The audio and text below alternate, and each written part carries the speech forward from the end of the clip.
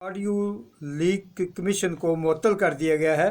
काजी फायज़ ईसा साहब की सरबराही में ऑडियो लीक्स की तहकीकात के लिए बनाया गया कमीशन चीफ जस्टिस पाकिस्तान जनाब जस्टिस उमर अताब बंदयाल साहब ने इस ऑडियो लीक्स कमीशन को मुअत्तल कर दिया है।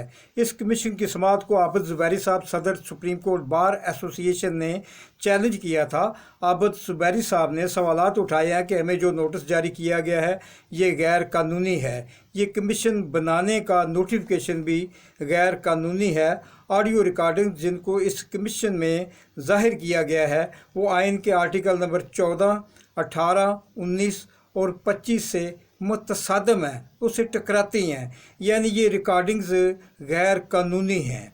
सुप्रीम कोर्ट ने भी इस किस्म के एक केस में पहले ये करार दे चुकी है कि इन ऑडियोज़ को गैर कानूनी तस्वर किया जाएगा।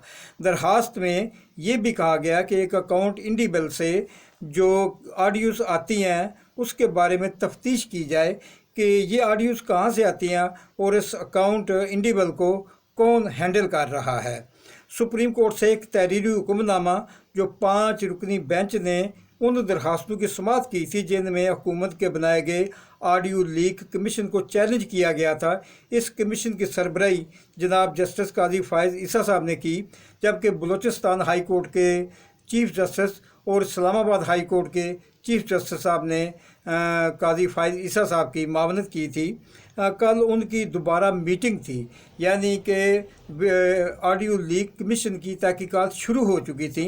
कल उनकी दोबारा मीटिंग थी। इस कमीशन में 4 गवाहान को भी तलब किया जा चुका था, लेकिन सुप्रीम कोर्ट के चीफ जस्टिस जनाब उमर अताब बंदयाल साहब के तश्कील दिए गए 5 रुकनी बेंच में, जिसकी सरबराही वो खुद कर रहे हैं, ने ऑडियो लीक कमीशन की प्रोसीडिंग्स को रोक दिया है, उन्हें मुअत्तल कर दिया गया है, उनको कल अदम करार दे दिया है। इस कमीशन में उमर अताब बंदयाल साहब की सायद साहबा महजबीन नून की ऑडियो लीक भी शामिल थी, जिनका जस्टिस काजी फायज़ ईसा साहब का कमीशन जो है वो जायज़ा ले रहा था।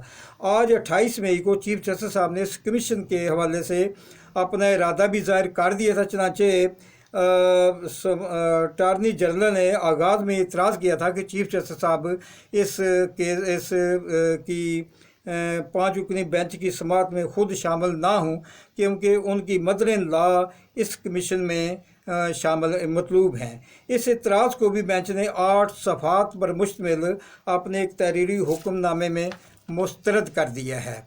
इस दरखास्त के मुस्तरद कर देने के पस मंज़र में कहा है कि ये जो कमीशन तश्कील दिया गया है इस बारे में चीफ जस्टिस साहब से मशवरा नहीं किया गया। अगर इस मशवरा ना करने की वजह यह है कि इसमें चीफ जस्टिस साहब की सास साहिबा की ऑडियो लीक भी शामिल है, तो फिर भी ये फ़ैसला चीफ जस्टिस साहब ने करना था, ना कि उनकी सास साहिबा ने करना था। लिहाजा समाअत को 30 मई तक मुलतवी कर दिया गया है। इस फैसले के मतलब 8 सफ़ात पर मुश्तमिल हुक्मनामा भी जारी कर दिया गया है। इसमें कहा गया है कि 19 मई को हुकूमत ने SRO जारी किया है, उस SRO को और उस हुक्मनामा को जो 22 मई को कमीशन ने जारी किया है, ये दोनों नोटिफिकेशन जो हैं दोनों को मुअत्तल किया जाता है।